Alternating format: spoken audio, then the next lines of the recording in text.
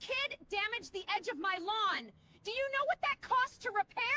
When the HOA president screamed at my 7-year-old daughter about her muddy shoes, I kept my composure and tried to stay calm. But then this woman did something absolutely unthinkable. She violently shoved my little girl backward into a filthy mud puddle, right there on the sidewalk. My child sat there in the dirty water, crying and asking me what she had done wrong to deserve this treatment. This woman had no idea who she had just messed with. She didn't know my wife's true identity or the position she held. By the time that black sedan pulled up to the curb and my wife stepped out in her courthouse attire, everything was about to change. Justice was finally about to be served, and this HOA president's world was about to come crashing down around her. Before we continue with this incredible story, please comment below and let us know which country you're watching from. We love hearing from our viewers around the world. And don't forget to subscribe to our channel for more amazing true stories like this one. Your support means everything to us. The spring rain had finally stopped that Thursday afternoon, leaving the pristine neighborhood of Mirror Lakes glistening under weak sunshine that broke through the clouds. Puddles dotted the sidewalks everywhere like scattered mirrors, reflecting the gray sky that still hung above. My 7-year-old daughter Emma held my hand tightly as we walked home together from school, her pink backpack bouncing happily with each step she took. "Daddy, look at that, a rainbow puddle." Emma pointed excitedly at the oil-slicked water near the curb, her eyes going wide with the kind of pure wonder that only children possess. I smiled down at my daughter, my heart swelling with the type of love that still surprised me even after 7 years of being her father. "That's called refraction, sweetheart," I explained gently. "The oil in the water makes the light bend and create those beautiful colors." "Excuse me."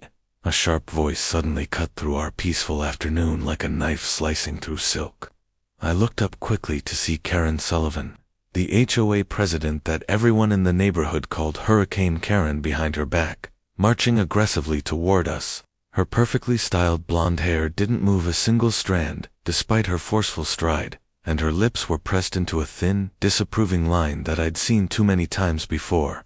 "Your daughter's shoes are muddy," Karen snapped sharply, pointing one perfectly manicured finger directly at Emma's small sneakers.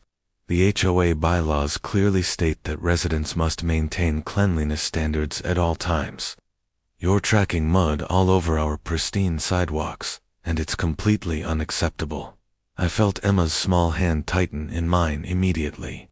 I kept my voice as calm and measured as possible. "Karen, she's 7 years old. We just walked home from school together. The rain this morning made everything muddy.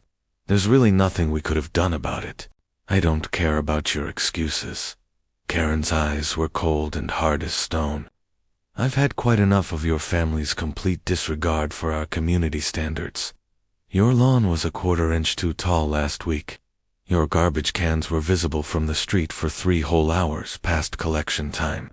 And now, this mess. This is becoming a pattern with your family. Karen, please," I started, trying to keep things civil and reasonable. "Don't Karen please me." Her voice rose sharply, causing several of our neighbors to peer out their windows with concern.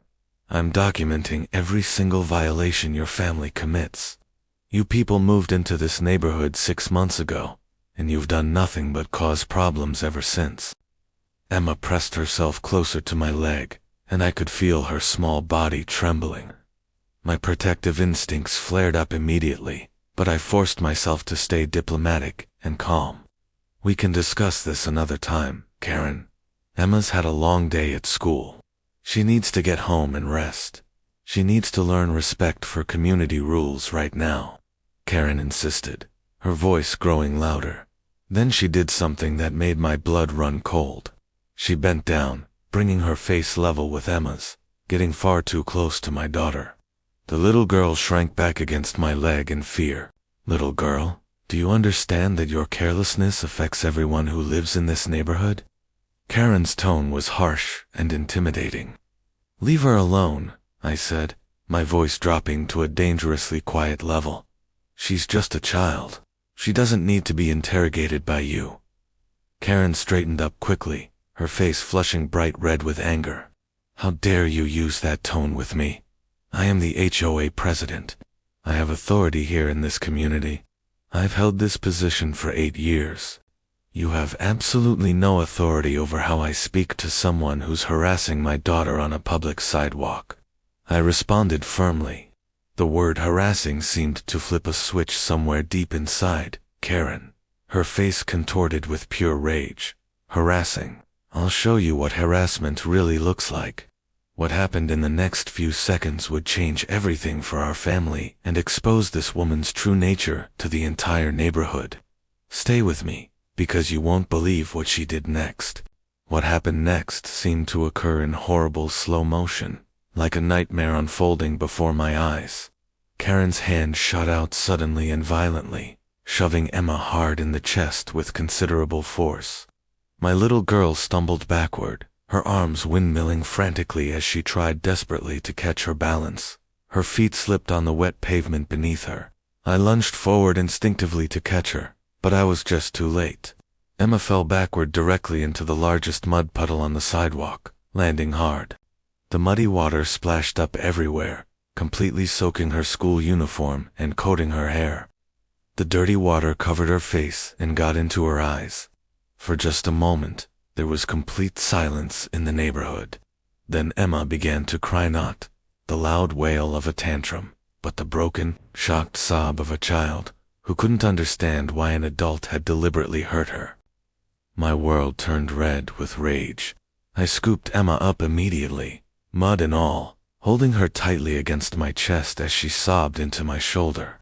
Over her head, I stared at Karen with an expression that made the woman take an involuntary step backward. You just assaulted my daughter, I said, my voice shaking with barely controlled fury. You put your hands on a 7-year-old child. Karen's confidence faltered for just a brief moment before she rallied and tried to justify herself. She was being disrespectful. Someone needs to teach her proper behavior and manners. If her mother were around to actually parent her instead of gallivanting around, doing whatever she does. Stop talking right now, I said, my voice like ice. You don't get to talk about my wife. You don't get to justify what you just did. You don't tell me what to do. Karen's voice took on a shrill quality. I'm calling the police. I'm having you evicted from this neighborhood. I'm going to, Mommy. The small, broken word from Emma stopped Karen mid-rant. My little girl had lifted her head from my shoulder, mud dripping from her hair down her tear-stained face. Why did she push me? Daddy, what did I do wrong? My heart absolutely shattered into a million pieces.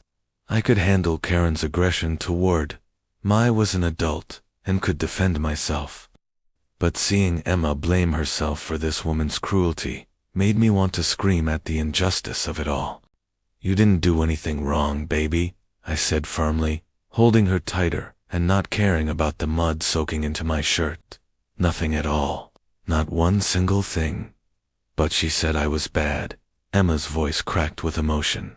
She said I don't follow the rules. Is that why Mommy's not here right now? Because I'm bad at following rules. Oh, sweetheart. No. I held her even tighter, my own eyes stinging with tears. Mommy's at work, doing her job. She loves you so much. You're absolutely perfect. This lady just made a very, very bad choice.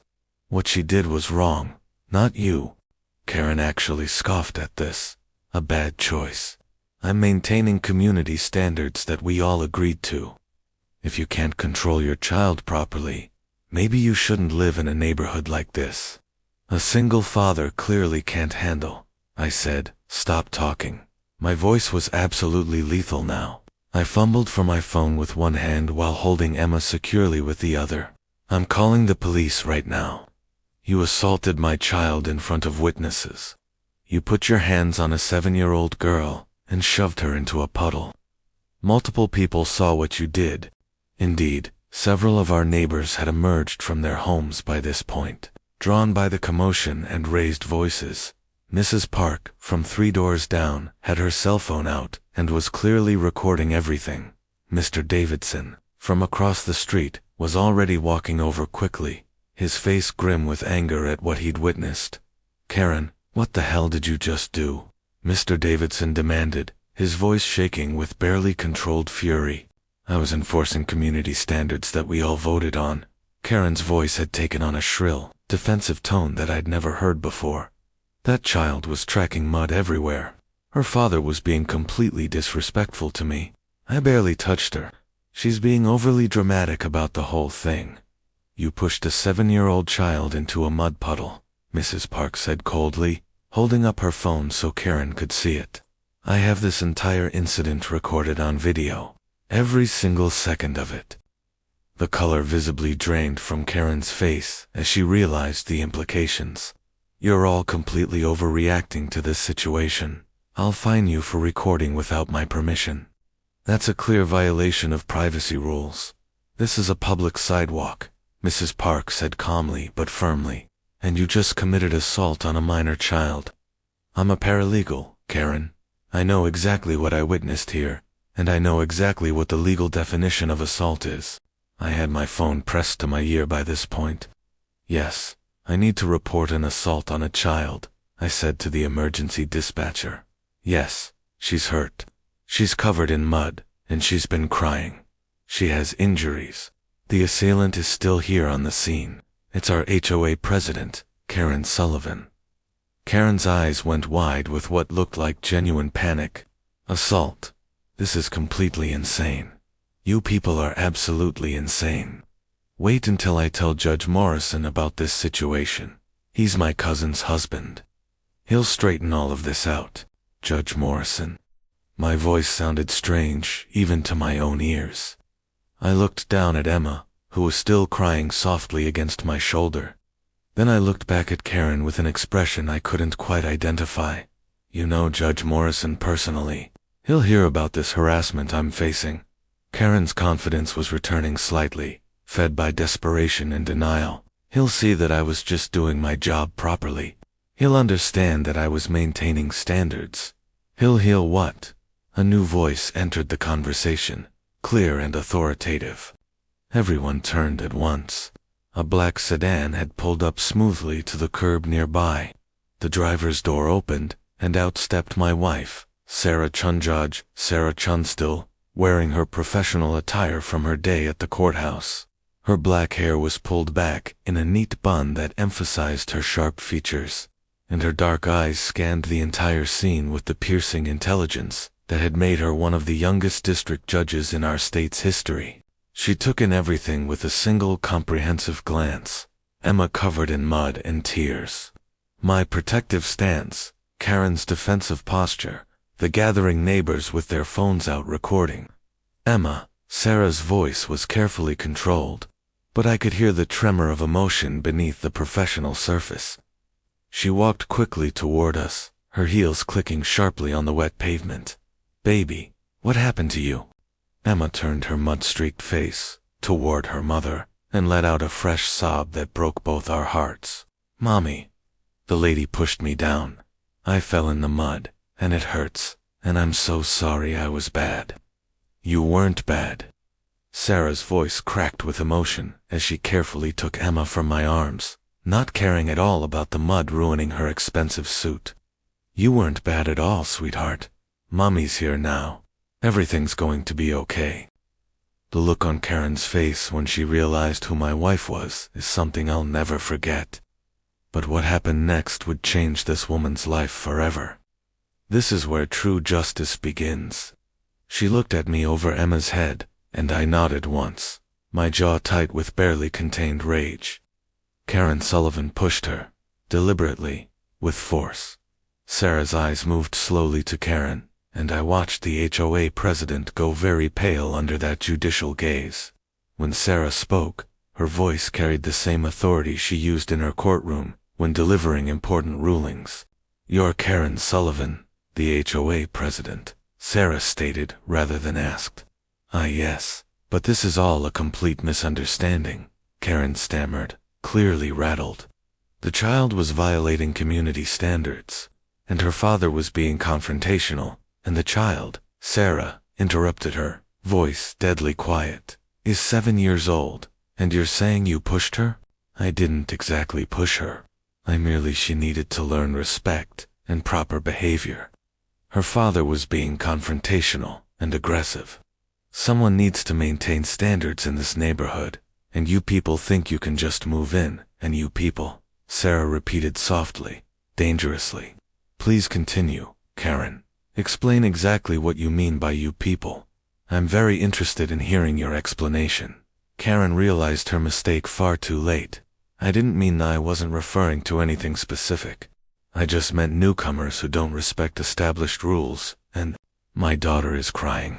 Sarah's control was beginning to slip, and I could hear the mother's rage beneath the judge's professional composure. She's completely covered in mud. She's injured, and you're standing here talking about community standards? You put your hands on my child. My 7-year-old daughter was walking home from school. She's exaggerating the whole situation, Karen insisted desperately. Children are naturally dramatic. She barely fell. And if you were home more often instead of working all the time at that courthouse, maybe she'd be better behaved. Maybe she'd have more respect for authority instead of stop. My hand landed on Sarah's shoulder, steadying her before she could respond. I could feel her trembling with fury. Sarah, the police are on their way. Mrs. Park has clear video evidence of everything that happened. Sarah closed her eyes briefly, clearly trying to master the overwhelming emotions threatening to consume her. When she opened them again, she looked down at Emma, who was still sobbing quietly against her mother's shoulder. Baby, does anything hurt besides your feelings? Sarah asked gently. Emma nodded, her voice very small and frightened. My hands, Mommy. I tried to catch myself when I fell. Sarah gently set Emma down on her feet and knelt right there on the muddy sidewalk, her expensive suit completely forgotten. She carefully turned Emma's small hands over, palms up. Both palms were scraped raw and bleeding, embedded with bits of gravel and dirt, blood mixed with the mud in thin streams. The sound Sarah made was something between a gasp of horror and a growl of pure rage. She looked up at Karen, and her expression made the older woman take several steps backward in genuine fear. Those are abrasions, Sarah said, her voice shaking with barely controlled emotion. Contusions. Physical evidence of significant force being used. This isn't a minor incident. She stood slowly, still holding Emma's injured hands with infinite gentleness. David, take photographs. Document everything. Every injury, every tear, every bit of mud. Sarah, I'm a judge. Karen interrupted desperately, trying to regain some control of the situation. I know what you are, and your position. That's exactly why this is so unfair. You're going to use your position to what? Sarah's voice rose. To hold you accountable for assaulting my daughter. Let me be absolutely clear about something, Karen. I will recuse myself completely from any legal proceedings involving you. I don't need my position as a judge to ensure justice is served here. The law applies to everyone, equally including HOA presidents, including people who think their petty authority gives them the right to put their hands on children. The police arrived within minutes. 2 officers emerged from their patrol car, and the senior officer, a woman in her 40s, assessed the situation with experienced eyes that had seen too much. I'm Officer Rodriguez, she announced professionally. We received a call about an assault on a minor. Can someone explain what happened here? That's correct, officer. I stepped forward, still holding Emma protectively. That woman, Karen Sullivan, pushed my daughter into a mud puddle with considerable force. My daughter is 7 years old. She has abrasions on both hands from trying to catch herself when she fell. There are multiple witnesses, and at least one person has video evidence. Officer Rodriguez's expression hardened noticeably. She looked at Emma, still clinging to Sarah with mud covering her from head to toe, and her eyes softened with sympathy and concern. Sweetheart, can you tell me in your own words what happened? The officer asked, gently, kneeling to Emma's level. Emma's voice was barely above a whisper, shaky with tears. The lady was yelling at my daddy about my shoes. Then she yelled at me and got really close to my face. She said I was bad and didn't follow the rules. Then she pushed me really hard, and I fell in the mud, and it hurt so much. She's lying. Karen's voice had become panicked and shrill. She was being disrespectful. I was maintaining community standards that we all agreed to follow. This is harassment, pure and simple. They're targeting me because I properly enforced the rules. Their lawn was too tall. Their garbage cans were left visible. They're trying to destroy this neighborhood's standards. And Karen pointed an accusatory finger at Sarah, is a judge. This is a clear conflict of interest. She's abusing her power and position. Officer Rodriguez held up a hand firmly. Ma'am, I need you to calm down right now and stop talking. She turned to Mrs. Park, who was still standing nearby with her phone. You mentioned you have video evidence. Yes, officer. Mrs. Park stepped forward with her phone already queued up. I recorded the entire incident from start to finish. The officer watched the video carefully, her expression growing progressively darker with each passing second. I couldn't see the screen from where I stood, but I could imagine exactly what it showed. Karen bending down to intimidate Emma, then shoving my little girl hard enough to send her stumbling backward into that muddy puddle. When the video ended, Officer Rodriguez looked at Karen with an expression of complete disgust. Ma'am, I'm going to need you to turn around right now and place your hands behind your back. What? No? Karen's voice rose to a near shriek. This is absolutely insane. You can't arrest me. I'm the HOA president. I was maintaining community order and standards. That child needed discipline. Her parents clearly don't provide proper supervision, or you assaulted a minor child. Officer Rodriguez's voice was flat and brooking, no argument. Turn around now, or I will add resisting arrest to the charges. This is because she's a judge, isn't it? Karen's voice had become hysterical. This is favoritism. This is corruption. If it were anyone else's child, you wouldn't even care. You'd see that I was trying to maintain property values and standards. This is discrimination against white women. I'm being persecuted for trying to keep this neighborhood nice. Karen Sullivan, Officer Rodriguez's voice cut through the hysteria like a blade. You are under arrest for assault on a minor child. You have the right to remain silent. Anything you say can and will be used against you in a court of law. As the officer continued reading the Miranda rights, Karen's protests grew increasingly more desperate and incoherent. I turned away from the scene, focusing entirely on my family. Sarah had Emma cradled against her chest, murmuring softly and soothingly to our daughter. It's okay, baby. You're completely safe now. Mommy and Daddy are here with you. You didn't do anything wrong. Nothing at all. This wasn't your fault. Emma's sobs had quieted 2 small hiccups, but her body still shook with the aftershocks of fear and confusion. Why did she hate me so much, Mommy? I was walking with Daddy. I didn't do anything bad to her. Sarah's eyes met mine over Emma's head, and I saw my own rage and heartbreak perfectly reflected in her gaze. Some people, Sarah said very carefully, choosing her words with great thought, carry anger deep inside them. It has absolutely nothing to do with you, sweetheart. She was completely wrong. So very, very wrong. And she's going to face serious consequences for what she did to you. Will she go to jail? Emma's voice was small and uncertain, tinged with fear. I honestly don't know yet, sweetheart, Sarah answered truthfully. That's not up to me to decide. But I promise you this, she won't ever hurt you again. I give you my word. As Karen was led away in handcuffs, still screaming about injustice, none of us realized this was just the beginning. The community's response would be overwhelming, and what Emma would teach us about forgiveness would change everything. Keep watching to see how this 7-year-old girl showed more grace than any adult in this situation. Officer Rodriguez approached us after Karen had finally been secured in the patrol car, her muffled shrieks still audible through the closed windows. Judge Chen, I want to be absolutely clear for the official record that this arrest would have been made regardless of who the victim's parents were. The video evidence is crystal clear and irrefutable. An assault on a minor is an assault on a minor, period. The law applies equally to everyone. I appreciate you saying that. Officer Rodriguez. Sarah's voice was professional, despite the tears now streaming down her face, cutting tracks through the mud on her cheeks from where Emma had pressed against her. I want you to know that I will completely recuse myself from any legal proceedings involving Miss Sullivan. There can be no appearance of impropriety or conflict of interest. Understood completely. The officer nodded with respect. She looked at Emma with genuine sympathy. Sweetheart, you were very brave telling me what happened.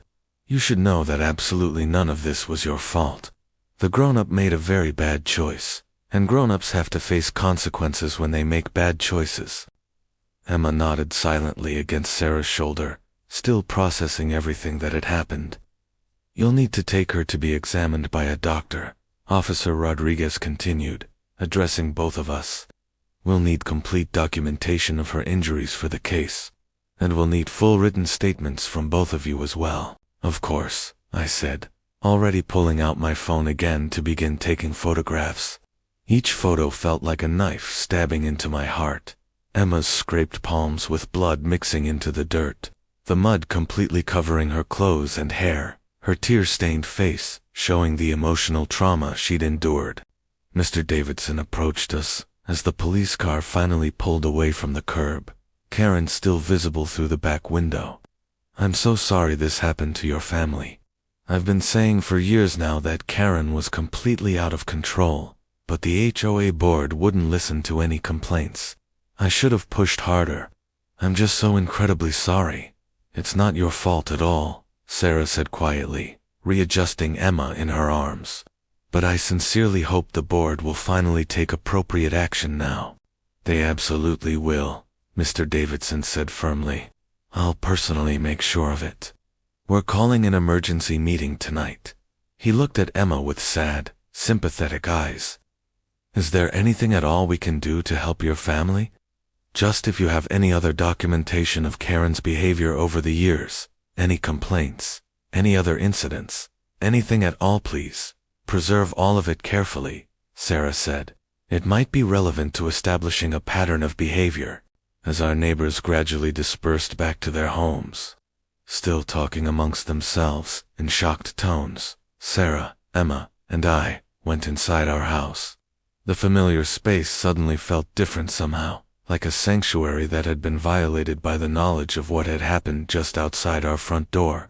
Sarah carried Emma straight to the bathroom while I followed close behind. Let's get you cleaned up, baby girl. The warm bath water turned muddy brown and gray as we gently washed the filth away. Emma sat quietly, uncharacteristically subdued and withdrawn. Sarah washed our daughter's hair with the gentlest hands imaginable, her own heart visibly breaking with every small wince when soap touched the scraped palms. Mommy. Emma's voice was very small. Yes, baby, are you sad? Yes, sweetheart. I'm very sad that someone hurt you. Don't be sad, Mommy.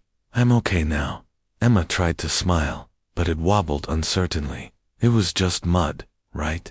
It wasn't just mud, Emma. Sarah's voice cracked with emotion. Someone scared you and deliberately hurt you, and that's absolutely not okay. It's never okay for an adult to hurt a child. Never. But you're a judge, Emma said, her 7-year-old logic trying to make sense of what had happened. You make people follow the rules. Is she going to have to follow the rules now? Sarah carefully lifted Emma out of the tub and wrapped her in a soft, warm towel, holding her close. Yes, sweetheart. She's going to face consequences for breaking a very important rule. You never, ever hurt a child. That's one of the most important rules we have. Later that evening, after Emma was clean and bandaged and tucked safely into bed with her favorite stuffed rabbit clutched tightly in her arms, Sarah and I sat together at the kitchen table. Neither of us had spoken much during the evening routine, both completely focused on making Emma feel safe and loved and protected. Now, in the quiet darkness of our kitchen, Sarah put her head in her hands and sobbed with a grief and rage I'd rarely seen. I moved immediately, pulling her into my arms and holding her tight. Hey, Emma's okay. She's safe now. She's going to be fine. I wasn't there. Sarah's voice was muffled against my chest, broken with emotion. I was at the courthouse, making important decisions about other people's children, and I wasn't there when our own daughter needed me most. Sarah, no. You absolutely cannot think like that, I said firmly. Did you see her hands, David? Sarah pulled back, tears streaming down her face in the dim light. Did you see the look on her face? She asked me what she did wrong. Our 7-year-old daughter thought she deserved to be pushed into mud because her shoes were dirty from walking home from school. Karen Sullivan did this, I said, taking Sarah's face gently in my hands and making her look at me. Not you, not Emma. One bitter, cruel woman who thought her position and authority gave her the right to hurt a child. This is on her, not on you. I'm a judge. Sarah's voice broke completely.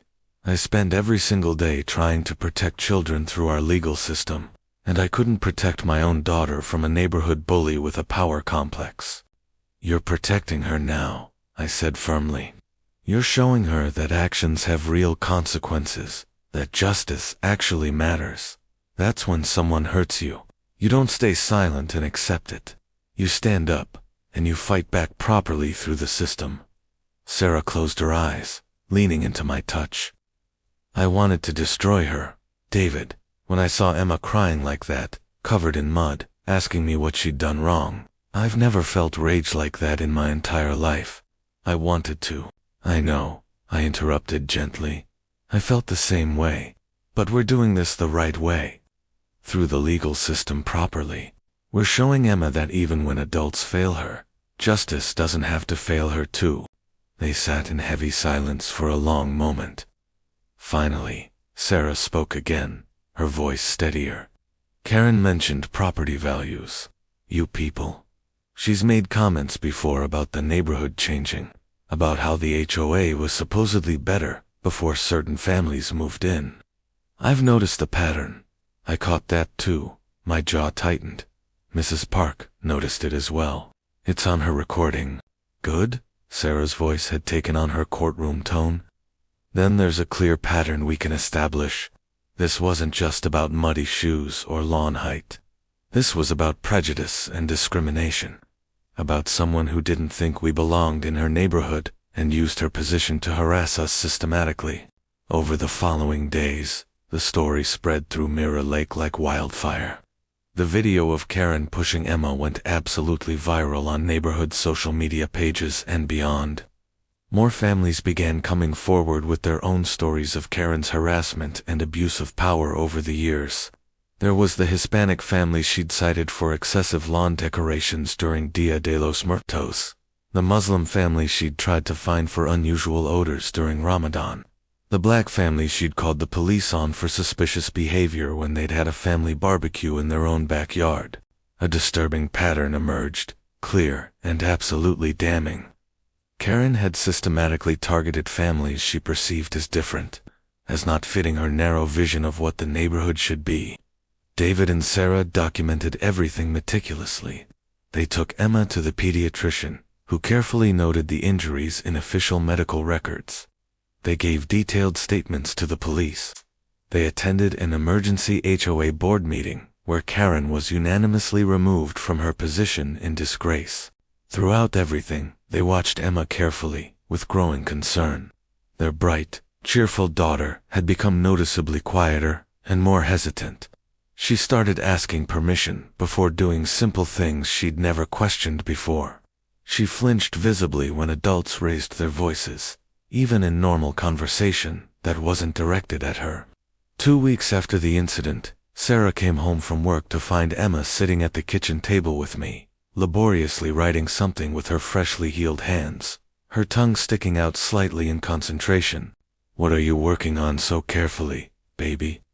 Sarah asked, kissing the top of Emma's head affectionately. "A letter." Emma's voice was serious beyond her years.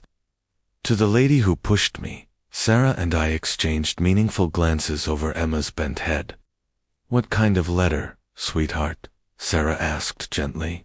Emma held up the paper covered in careful 7-year-old handwriting, some letters backwards, some words misspelled, but the message clear. I want to tell her that she hurt me, and that it wasn't okay. And I want to tell her that I hope she learns to be nicer to people.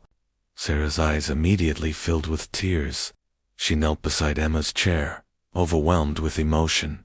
That's a very mature letter, sweetheart. That shows real wisdom. Mrs. Anderson at school said that when people hurt us, we should tell them how it made us feel, Emma explained earnestly. She said that's how people learn to be better. Do you think she learned, Mommy? I honestly don't know, baby, Sarah said carefully. Some people do learn and change. Some people don't. But it's very brave of you to try to help her understand what she did wrong. Emma nodded solemnly. I don't want her to push other kids as she pushed me. I don't want other kids to feel like I felt. That was really scary, and it hurt. Later that night, when Emma was safely asleep in bed, Sarah showed me the letter. We both cried, reading our daughter's careful, heartfelt words written in her childish handwriting. You made me feel scared and sad. You made me think I was bad when I wasn't bad at all. That was wrong. I hope you say sorry and learn to be nice. I don't want you to hurt other kids. Our daughter is 7 years old, Sarah whispered, tears streaming down her face, and she's more emotionally mature than a 60-year-old HOA president. She gets that from you, I said, pulling her close. This Christmas season, as we reflect on forgiveness and grace, Emma's story reminds us that even the youngest among us can teach the most profound lessons about compassion. But the legal battle was far from over, and what happened in that courtroom would bring the entire community together. Stay with us to see how justice and mercy can coexist. The legal process moved forward steadily over the following months. Karen was formally charged with assault on a minor. Her defense attorney tried every tactic in the book, claiming Emma had exaggerated her reaction, suggesting the video was somehow misleading, even implying that Sarah's position as a judge had improperly influenced the prosecution's decision to move forward. None of it worked. Sarah kept her solemn promise and recused herself completely from anything involving Karen's case. She didn't need to be involved personally. The evidence was absolutely overwhelming. The video showed everything crystal clear. The witness statements were consistent across the board. Emma's medical records documented the injuries in clinical detail. The prosecution was handled by a colleague of Sarah's, a tough veteran attorney named Marcus Williams, who'd built his entire career on child protection cases. He took the case personally, as if Emma were his own daughter. He approached us one evening at our home, his expression somber. I wanted to let you both know that Karen's attorney contacted our office with a plea deal proposal. What kind of deal? Sarah's voice was carefully neutral, giving nothing away. Guilty plea to misdemeanor assault, 2 years of probation, mandatory anger management classes, 200 hours of community service, and a permanent restraining order keeping her away from Emma and your property. No jail time. Sarah looked at me with a question in her eyes. What do you think, David? I think, I said slowly, carefully considering that we should ask Emma. This happened to her. She should have a voice in how it's resolved. So we did exactly that. We sat our daughter down at the kitchen table and explained in simple, age-appropriate terms what a plea deal meant. We told her that the lady who pushed her would have to admit she did something wrong and would have to do specific things to try to make up for it, but she wouldn't go to jail.